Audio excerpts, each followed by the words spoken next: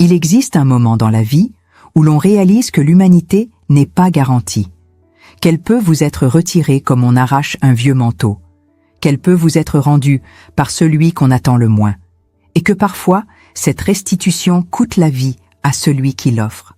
J'ai vu cela se produire, je l'ai vécu, et j'ai porté le poids de cette vérité pendant 60 ans sans pouvoir prononcer un seul mot sur ce jour-là, non pas par manque de courage, mais parce que certains souvenirs sont si lourds que les porter en silence semble le seul moyen de continuer à respirer. Ce que je vais raconter maintenant ne figure dans aucun livre d'histoire.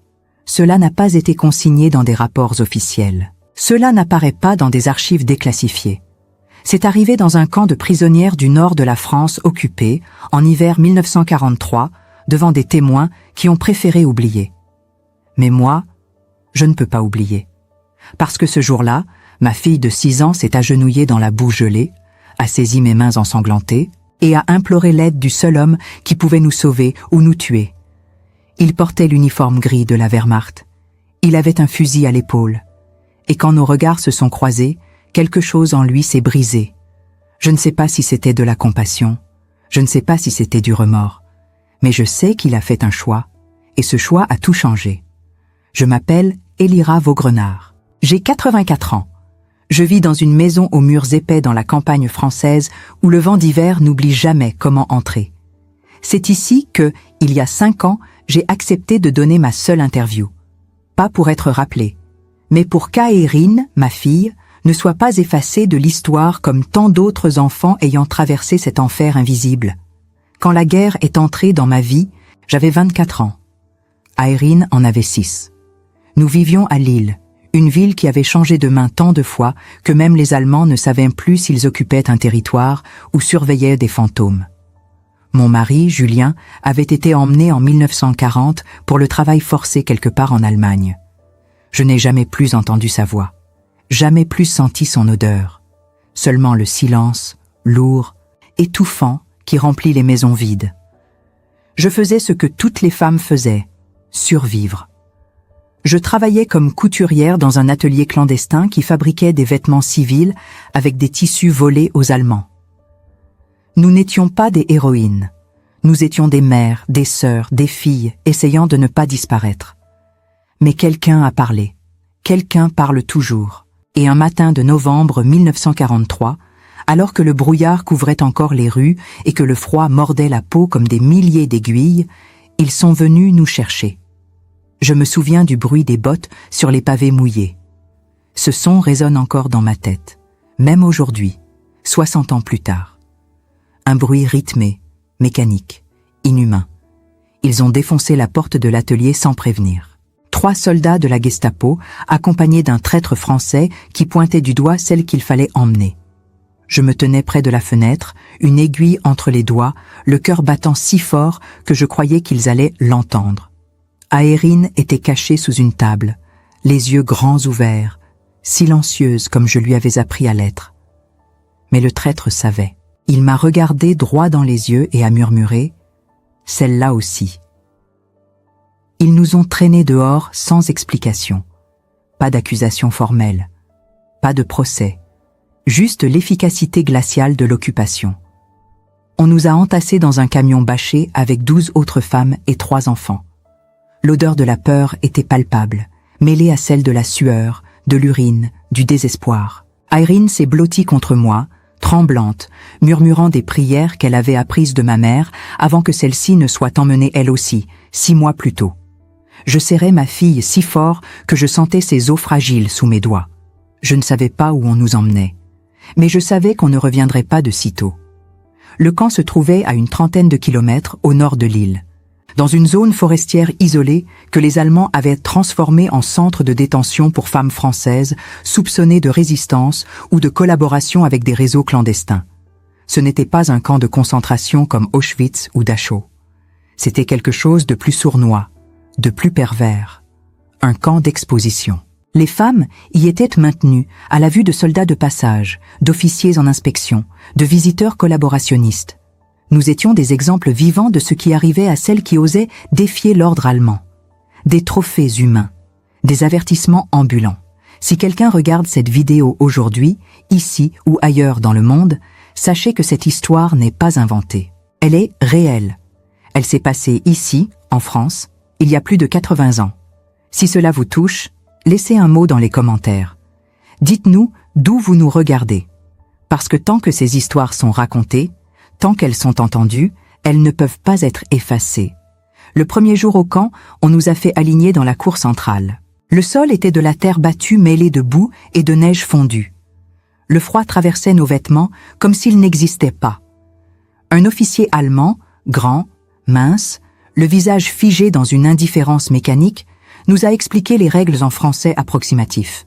Pas de bruit après le couvre-feu, pas de contact avec les soldats, pas de tentative de fuite. Toute infraction serait punie par la privation de nourriture, l'isolement, ou pire. Il n'a pas précisé ce que signifiait « pire ». Il n'avait pas besoin. Les baraquements étaient des structures en bois mal isolées, avec des lits superposés sans matelas, juste des planches nues. On nous a donné une couverture par personne, une seule, et la température descendait déjà sous 0 la nuit. Irene et moi partagions un lit du bas, serrés l'une contre l'autre pour nous réchauffer. Je sentais son souffle court contre ma poitrine. Elle ne pleurait jamais. Elle avait appris à ne pas pleurer. Mais ses yeux disaient tout. Les jours se ressemblaient. On nous réveillait avant l'aube pour l'appel. On restait debout dans le froid pendant 1 heure, parfois 2, pendant qu'on comptait et recomptait les prisonnières. Ensuite, on nous faisait travailler. Nettoyer les latrines, transporter du bois, creuser des fossés pour l'évacuation des eaux usées. Le travail n'avait aucun sens stratégique. Il servait juste à nous briser, à nous rappeler que nous n'étions plus rien, que notre dignité, notre humanité, notre identité avait été suspendue dès l'instant où nous avions franchi les barbelés. Mais ce qui était le pire, ce n'était pas le travail, ce n'était pas le froid, c'était le regard. Les soldats nous regardaient, tout le temps, pas avec désir, pas avec haine, avec quelque chose de plus insupportable, l'indifférence totale. Nous étions des objets, des choses, des numéros, et parfois, certains s'approchaient, nous touchaient, nous poussaient, juste pour voir ce que nous ferions, pour tester jusqu'où allait notre soumission. Je baissais toujours les yeux, je serrais la main d'Aérine, et je priais pour que ce jour se termine sans violence supplémentaire. 3 semaines après notre arrivée, j'ai commis une erreur stupide, née de l'épuisement et de la faim. On nous avait donné une ration de pain moisi et de soupe claire pour le déjeuner. Je gardais toujours la moitié de ma portion pour Aérine, mais ce jour-là, elle a refusé de manger. Elle tremblait de fièvre, les lèvres violettes, les yeux vitreux. J'ai essayé de la forcer, mais elle a vomi. Un garde allemand nous a vus. Il s'est approché, a hurlé quelque chose en allemand que je n'ai pas compris et m'a frappé avec la crosse de son fusil. Le coup m'a atteinte à la jambe gauche, juste en dessous du genou. J'ai entendu un craquement sec, comme une branche morte qui cède sous le poids de la neige. La douleur a explosé dans tout mon corps. Je suis tombée. Aérine a crié. Le garde a ri. Puis, il est parti. Personne n'est venu m'aider. Personne ne pouvait. Dans ce camp, l'entraide était un luxe qu'on ne pouvait pas se permettre. J'ai rampé jusqu'au baraquement, traînant ma jambe derrière moi. Aérine pleurait en silence, me tenant par le bras. J'ai réussi à atteindre notre lit. La douleur était insupportable. L'os était mal aligné, je le sentais sous la peau. Ma jambe gonflait déjà, chaude, pulsante. Mais il n'y avait pas de médecin, pas de soins, pas même un bandage. Les jours suivants ont été les plus sombres de ma vie. Je ne pouvais plus marcher. Je restais couchée ou assise contre le mur du baraquement quand on nous forçait à sortir pour l'appel. La fièvre est arrivée. Puis l'infection. Ma jambe est devenue rouge, puis violette, puis noire par endroits. La douleur était une présence constante, lancinante, dévorante. Je savais ce qui allait se passer si rien n'était fait. J'allais mourir, lentement, devant ma fille. Aérine ne me quittait pas. Elle restait assise à mes côtés, me tenant la main, murmurant des prières. Elle avait appris à prier avec ma mère, une femme pieuse qui croyait que Dieu écoutait même dans le silence. Moi, je ne croyais plus en rien. Mais quand je voyais ma fille, ses petites lèvres bougeant dans une supplication muette, quelque chose en moi refusait encore de céder. pas pour moi. Pour elle. Et puis, un matin, tout a changé. C'était un matin de décembre. Le ciel était d'un gris métallique, lourd, oppressant, comme si la lumière elle-même avait renoncé à percer les nuages. On nous avait sortis pour l'appel habituel, mais je ne pouvais plus tenir debout. 2 femmes m'avaient traîné jusqu'à la cour et m'avaient adossé contre un mur de pierre humide près des latrines. Ma jambe pendait devant moi, inutile, gonflée comme un tronc pourri. La douleur était telle que je ne sentais presque plus rien. Juste un engourdissement glacé qui montait lentement vers mon cœur. Aérine s'était agenouillée à mes côtés. Elle tremblait si fort que ses dents claquaient. Mais elle ne pleurait pas. Elle priait. Ses petites mains serraient les miennes, ses lèvres gercées bougeaient en silence. Je ne sais pas ce qu'elle demandait. Peut-être la guérison. Peut-être la mort. Peut-être juste que quelqu'un nous voit. Vraiment nous voit. Et quelqu'un nous a vus.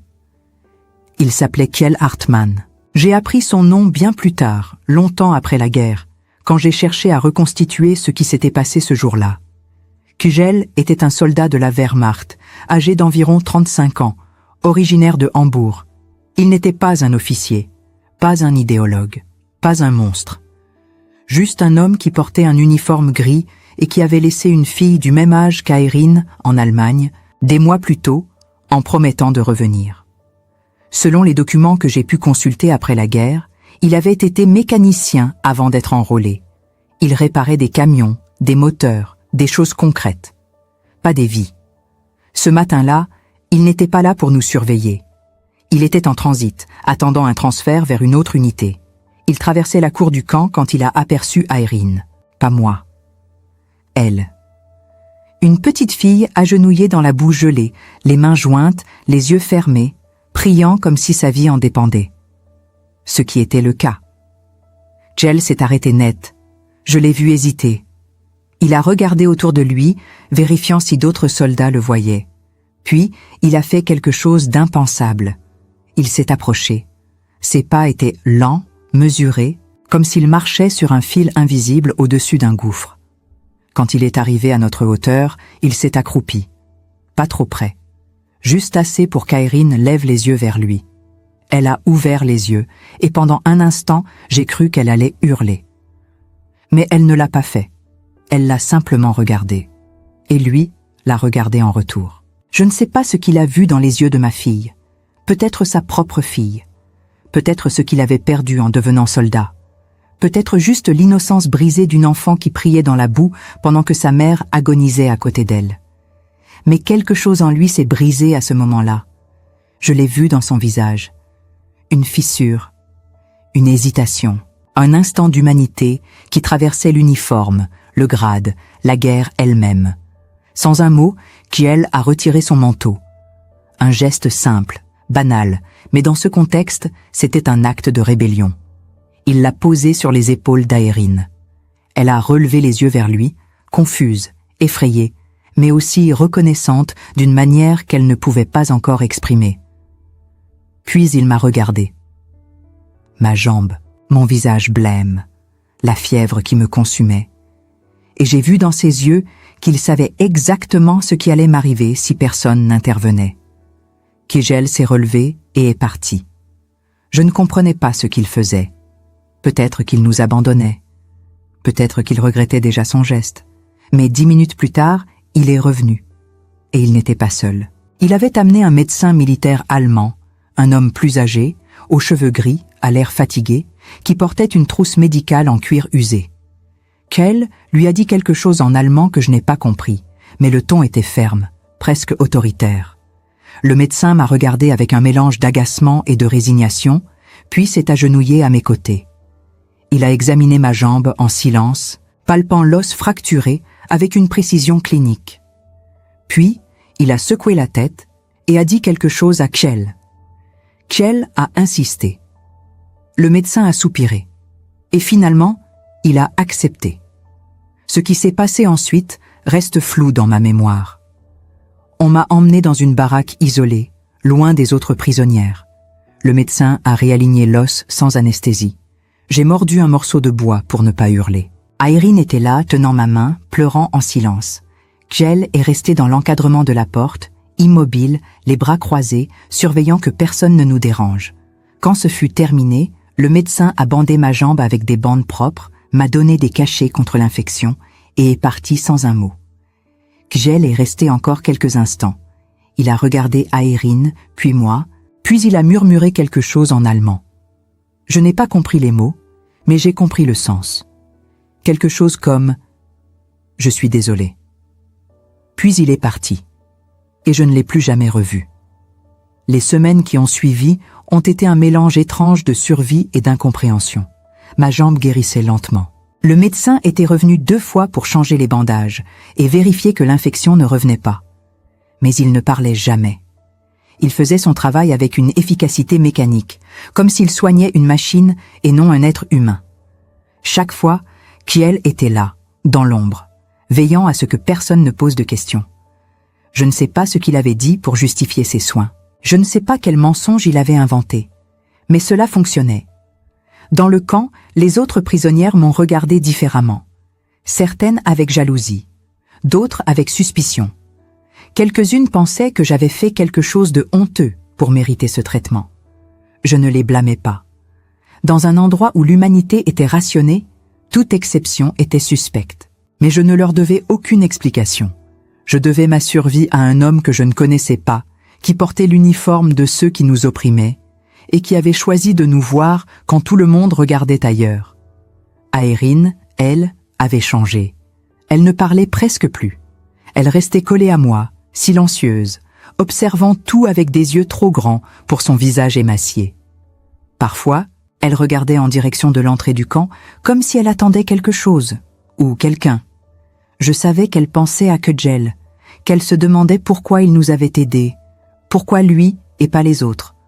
Moi aussi, je me posais cette question. Encore aujourd'hui, je me la pose. 1 mois après l'incident, j'ai appris que Kjell avait été transféré. Un convoi de soldats partait vers le front de l'Est, en Russie, où la Wehrmacht perdait du terrain face à l'armée rouge. Les transferts vers l'Est étaient une condamnation à mort déguisée. Peu d'hommes en revenaient, et ceux qui revenaient n'étaient plus les mêmes. J'ai entendu des gardes en parler dans la cour, avec un mélange de résignation et de soulagement que ce ne soit pas eux. J'ai su que Kjell était parmi ceux qui partaient, et quelque chose en moi s'est serré. Pas de la pitié, pas de l'amour. Juste une reconnaissance douloureuse qu'un homme qui m'avait sauvé allait peut-être mourir dans une guerre qui n'avait jamais eu de sens. Le camp a continué à fonctionner comme avant, les appels, le travail forcé, les humiliations quotidiennes. Mais quelque chose avait changé en moi. Avant l'intervention de Kjell, j'étais une survivante passive, quelqu'un qui subissait en attendant la fin. Après, j'étais devenue quelqu'un qui avait été vu. Quelqu'un dont l'existence avait été reconnue, ne serait-ce qu'un instant, par quelqu'un qui aurait pu choisir de détourner le regard. Et cela avait tout changé. Les mois ont passé. L'hiver de 1943 a cédé la place au printemps de 1944. Les nouvelles du front nous parvenaient de par fragments. Les Alliés avançaient en Italie. Les bombardements s'intensifiaient en Allemagne. La résistance française devenait plus audacieuse. Nous, les prisonnières, nous ne savions pas grand-chose. Mais nous sentions que quelque chose bougeait, que la guerre n'était plus figée, qu'elle basculait. En juin 1944, tout a explosé. Le débarquement en Normandie. Les Alliés ont débarqué sur les côtes françaises et en quelques semaines, le nord de la France est devenu un champ de bataille. Le camp où nous étions détenus est devenu inutile stratégiquement. Les Allemands ont commencé à se replier, abandonnant certaines positions, détruisant d'autres. Un matin, sans explication, les gardes ont ouvert les portes du camp et nous ont dit de partir, juste comme ça, pas de formalité. Pas de libération officielle, juste « allez-vous-en ».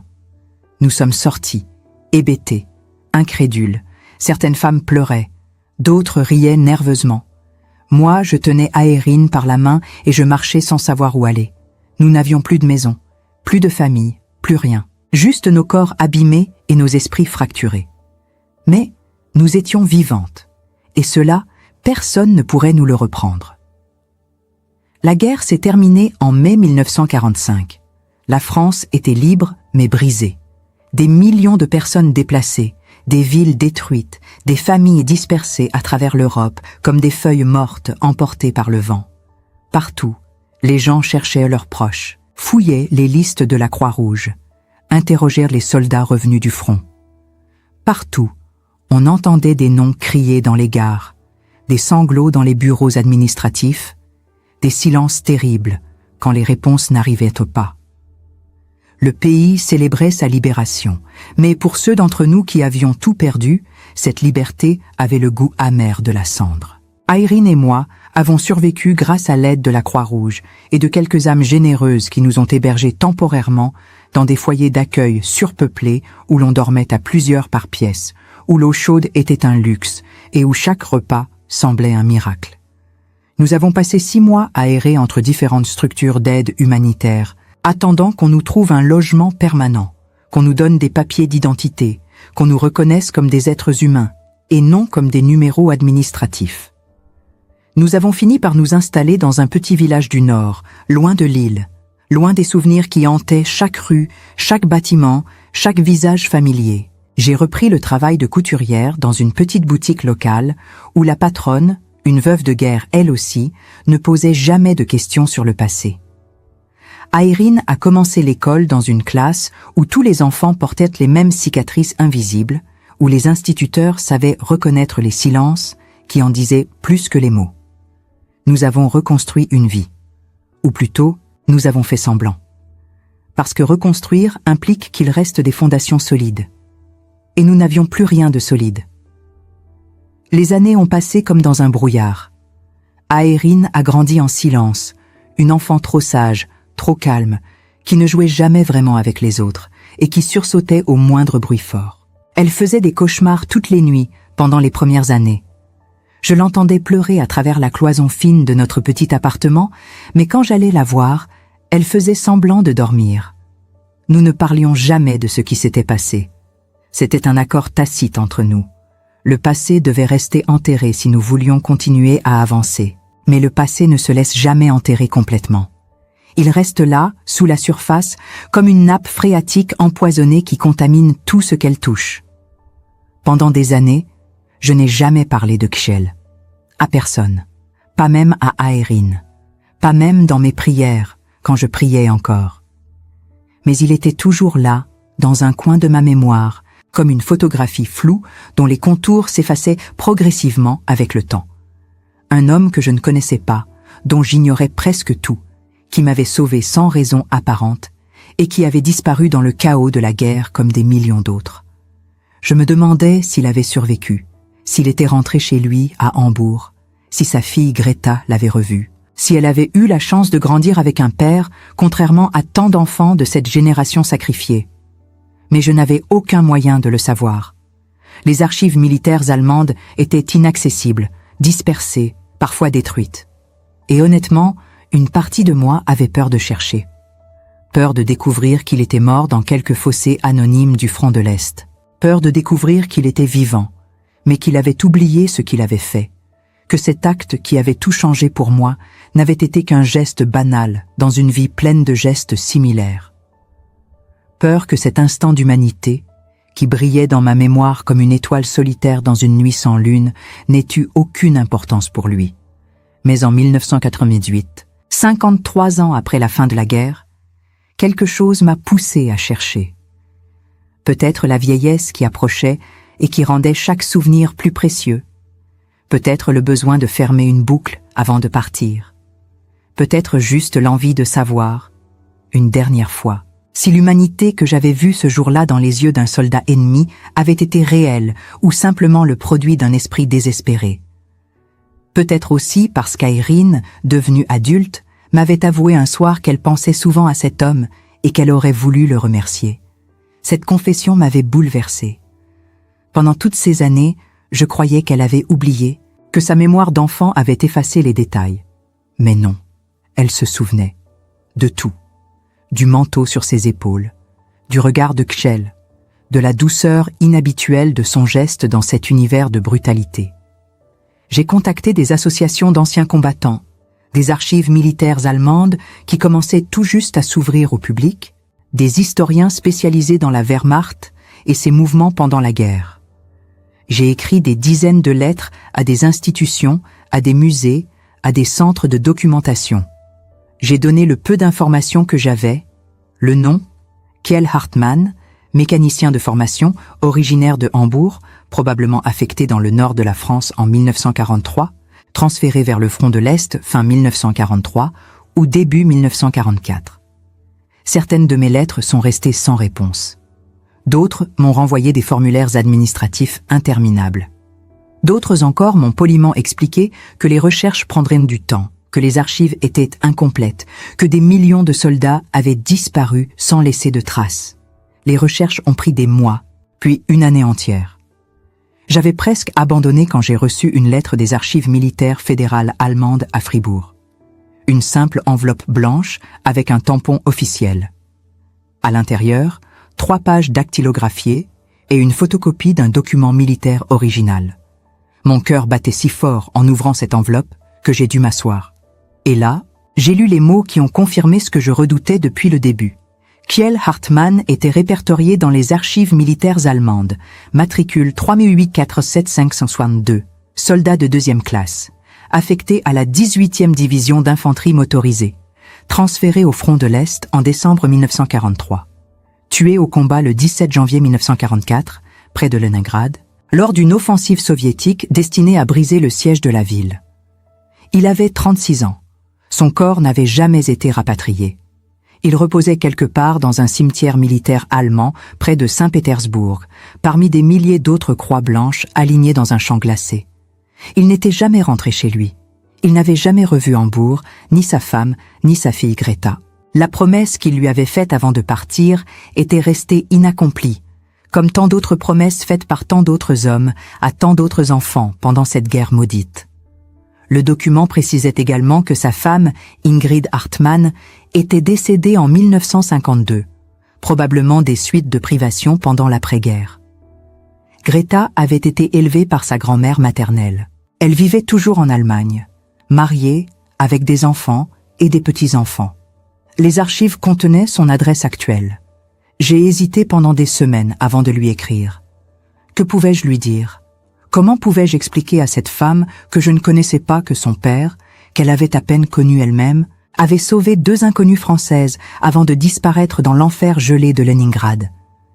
Que cet acte, pour moi, avait tout signifié, alors que pour elle, il ne remplacerait jamais l'absence d'un père pendant toute son enfance, toute son adolescence, toute sa vie ? J'ai finalement écrit. Une longue lettre, détaillée, émotionnelle peut-être, où j'ai raconté tout ce qui s'était passé ce jour de décembre 1943. J'ai décrit le camp, la douleur, la peur, le moment où Irene s'était agenouillée pour prier et celui où son père s'était approché.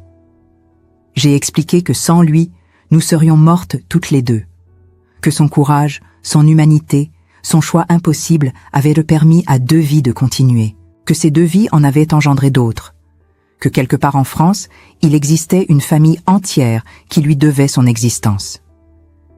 J'ai posté cette lettre avec l'espoir d'une réponse, d'un mot, d'un signe. Elle n'a jamais répondu.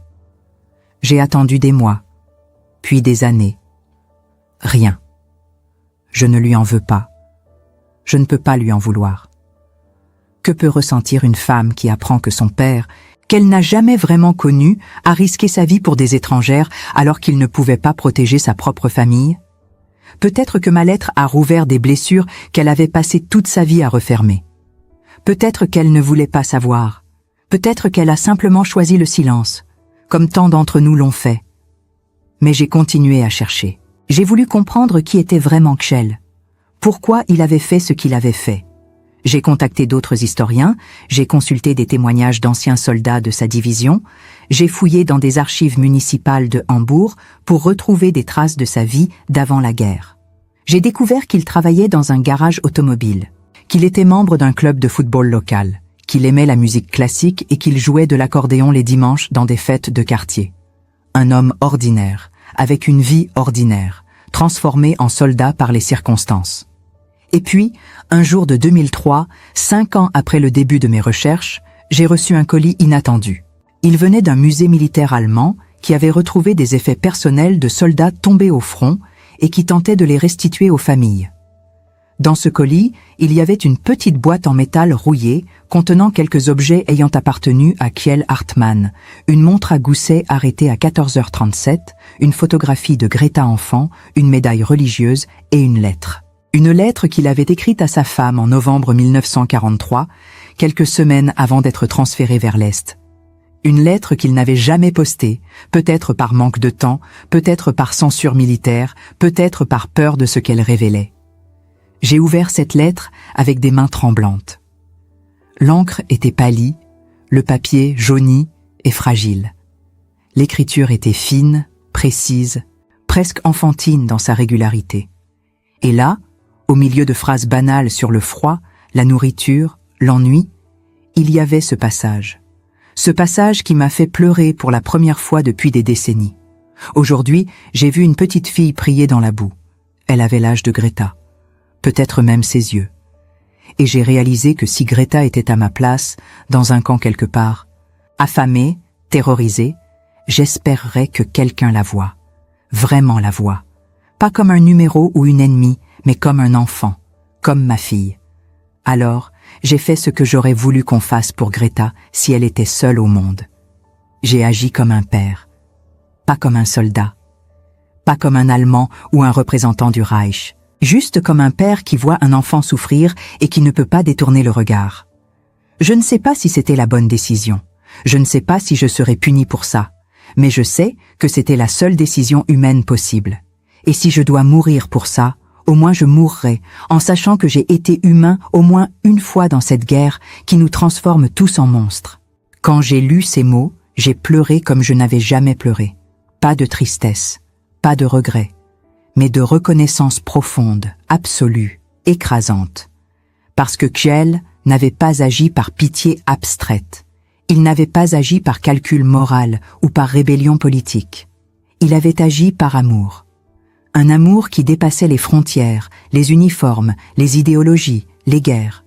Un amour universel, celui d'un parent pour un enfant. N'importe quel enfant. Partout. Toujours. Aujourd'hui, je suis une vieille femme. J'ai 84 ans. Mon corps porte les marques de tout ce que j'ai traversé. Ma jambe me fait encore mal les jours de pluie. Une douleur sourde, persistante, qui me rappelle ce coup de crosse dans la cour du camp il y a plus de 60 ans. Mes mains tremblent quand je tiens une tasse de thé. Mes yeux se fatiguent rapidement quand je lis.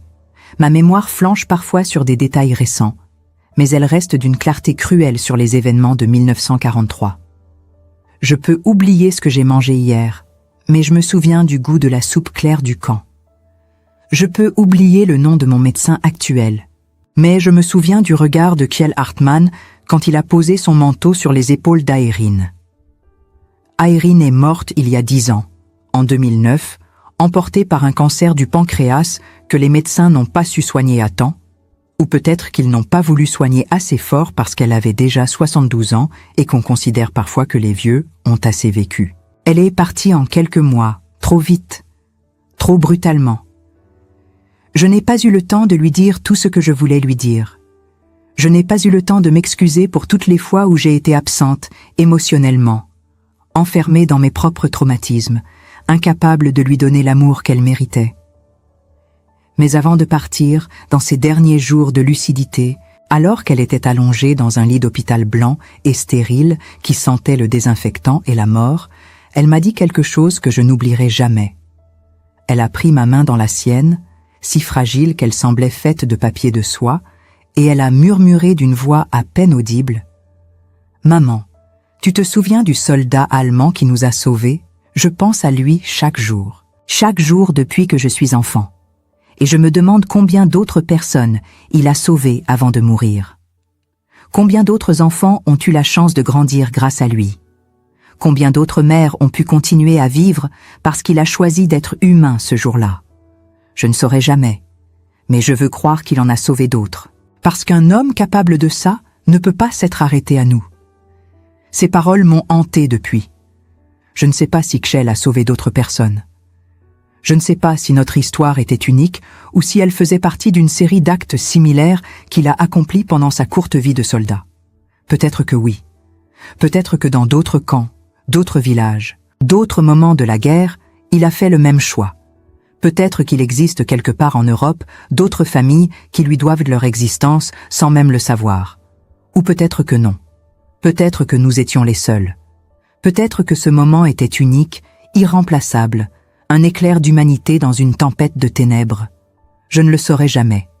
Mais ce que je sais, c'est que son geste a eu des répercussions bien au-delà de ce jour de décembre 1943. Parce que je suis restée en vie.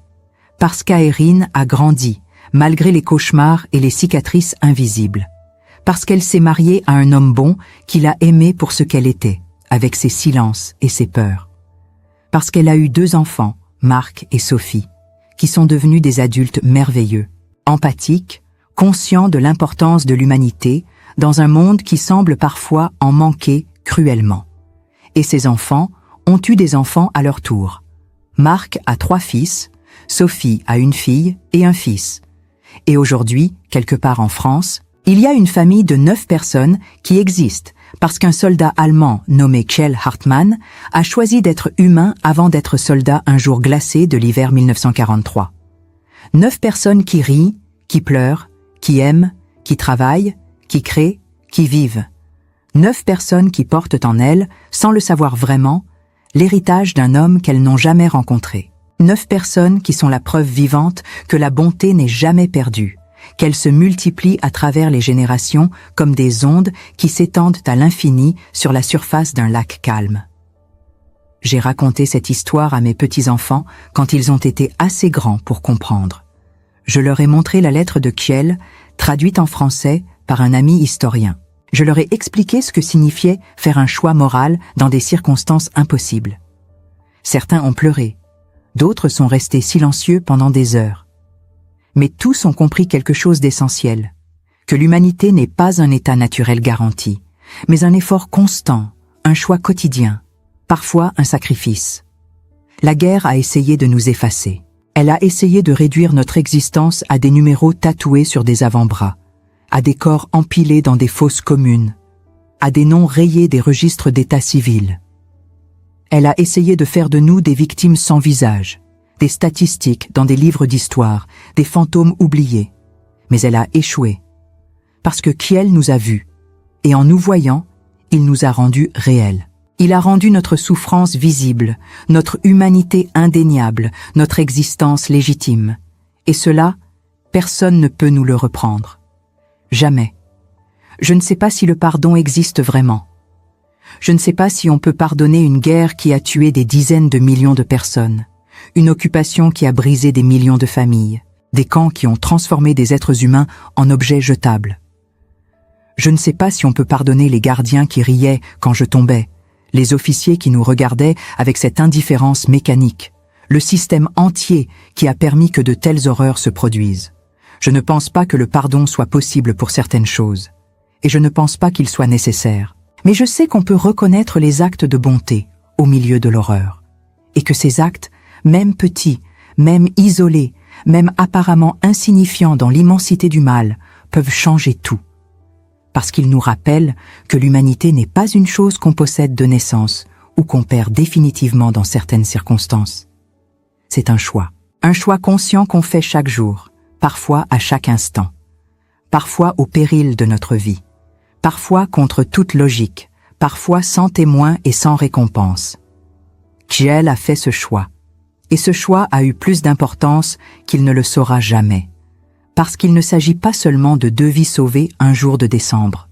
Il s'agit de toutes les vies qui ont découlé de ces 2 vies. Il s'agit de tous les moments de joie, d'amour, de création qui n'auraient jamais existé si nous étions mortes dans ce camp. Il s'agit de Marc qui est devenu professeur et qui transmet son savoir à des centaines d'élèves chaque année. Il s'agit de Sophie qui est devenue infirmière et qui sauve des vies à son tour dans un hôpital de Lyon. Il s'agit de leurs enfants qui grandiront avec la conscience que l'humanité est fragile, mais possible, qu'elle doit être protégée, cultivée, défendue à chaque instant. 5 ans après avoir donné cette entrevue, mon cœur s'est arrêté. Enfin, il s'arrêtera bientôt. Je le sens. Mon corps me lâche progressivement. Mes forces déclinent. Mes nuits sont plus longues que mes jours. Mais je n'ai pas peur. J'ai vécu assez longtemps pour voir que ma vie avait un sens, que ma survie n'était pas un accident, mais une responsabilité, que j'avais le devoir de témoigner, de raconter, de transmettre cette histoire avant qu'elle ne disparaisse avec moi. Cette histoire reste. Elle reste dans les archives que j'ai laissées à la Fondation pour la mémoire de la Shoah, dans les bibliothèques universitaires, dans les centres de documentation sur la Seconde Guerre mondiale. Elle reste dans les lettres que j'ai écrites à des historiens, à des journalistes, à des chercheurs. Elle reste dans les témoignages que j'ai partagés lors de conférences dans des écoles, des lycées, des universités. Et maintenant, elle reste ici, dans cette vidéo, pour que les générations futures sachent qu'il n'y a pas que les grands héros dans l'histoire, qu'il y a aussi les héros ordinaires, ceux dont on ne parle jamais, ceux qui n'ont pas de monument ni de médaille, mais dont les actes résonnent à travers le temps avec une puissance inégalée. Si vous avez regardé jusqu'ici, si vous avez eu la patience et la générosité d'écouter l'histoire d'une vieille femme qui a survécu à l'enfer, merci. Merci du fond du cœur. Merci de m'avoir écouté sans jugement. Merci d'avoir donné à mon histoire et à celle de Kjell une chance d'être entendue, comprise, peut-être même ressentie. Parce que, tant que ces histoires sont racontées, tant qu'elles circulent de bouche à oreille, de génération en génération, de continent en continent, elles ne peuvent pas être effacées. Et tant qu'elles ne sont pas effacées, il reste de l'espoir. L'espoir que dans chaque guerre future, dans chaque conflit, dans chaque moment où l'humanité sera mise à l'épreuve, il y aura des Kjell Hartman, des hommes et des femmes ordinaires qui feront des choix extraordinaires, qui verront l'humain derrière l'ennemi, qui choisiront la compassion plutôt que l'obéissance aveugle, qui risqueront tout pour sauver des inconnus simplement parce que c'est la bonne chose à faire. La guerre a essayé de nous effacer, Irene et moi. Elle a failli réussir, mais elle a échoué, grâce à un homme qui portait le mauvais uniforme mais qui avait le bon cœur. Et nous sommes toujours là, dans la mémoire, dans les archives, dans cette vidéo, dans les 9 vies qui existent grâce à lui. Nous sommes toujours là. Et tant qu'on se souviendra de nous, Kjell Hartman sera toujours là aussi. L'histoire d'Elira Vågrenard et de Kjell Hartman n'est pas une fiction. C'est un témoignage brut de ce que l'humanité peut accomplir même dans ses heures les plus sombres. 2 vies séparées par la guerre, par les uniformes, par la haine organisée, et pourtant reliées par un instant de grâce qui a défié toute logique. Aujourd'hui, quelque part en France, 9 personnes vivent, aiment, rêvent et créent, parce qu'un homme a choisi de voir une enfant qui priait plutôt qu'une ennemie à ignorer. Parce qu'il a refusé de laisser la guerre éteindre ce qu'il y avait de plus humain en lui. Si cette histoire vous a touché, si elle a éveillé quelque chose en vous, une émotion, une question, une prise de conscience, alors elle a accompli son but. Mais elle ne doit pas s'arrêter ici. Elle doit vivre, elle doit circuler.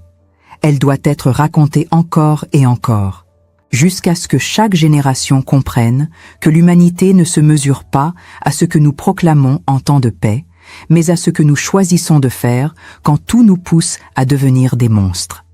Ces récits ne survivent que si vous leur donnez une voix, si vous les partagez, si vous les commentez, si vous dites au monde « J'ai écouté, j'ai compris ».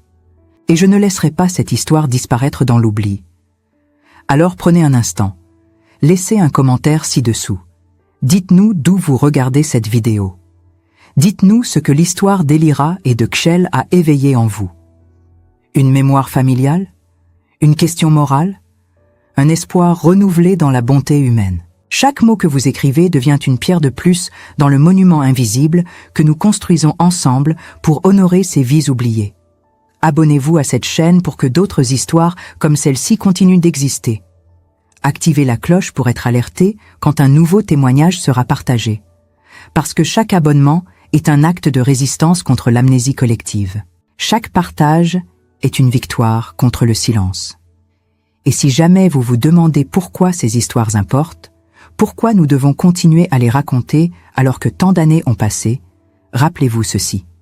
Kjell Hartman est mort à 36 ans dans un champ gelé près de Leningrad, sans savoir que son geste aurait des répercussions pendant 80 ans. Elira Vaugrenard a porté cette mémoire pendant 60 ans avant de trouver le courage de parler. Aérine a pensé à cet homme chaque jour de sa vie jusqu'à son dernier souffle. Ces personnes ont sacrifié leur silence, leur confort, parfois leur vie, pour que cette vérité survive. Nous leur devons au minimum de l'écouter, de la transmettre, de faire en sorte que leur sacrifice ne soit pas vain. Parce que tant que nous nous souviendrons, tant que nous raconterons, tant que nous refuserons d'oublier, la guerre n'aura pas gagné. L'humanité, elle, aura survécu. Merci d'avoir écouté jusqu'au bout. Merci d'avoir donné à Elira, à Aérine et à Kjell une place dans votre mémoire. Et maintenant, faites vivre leur histoire. Elle vous appartient aussi.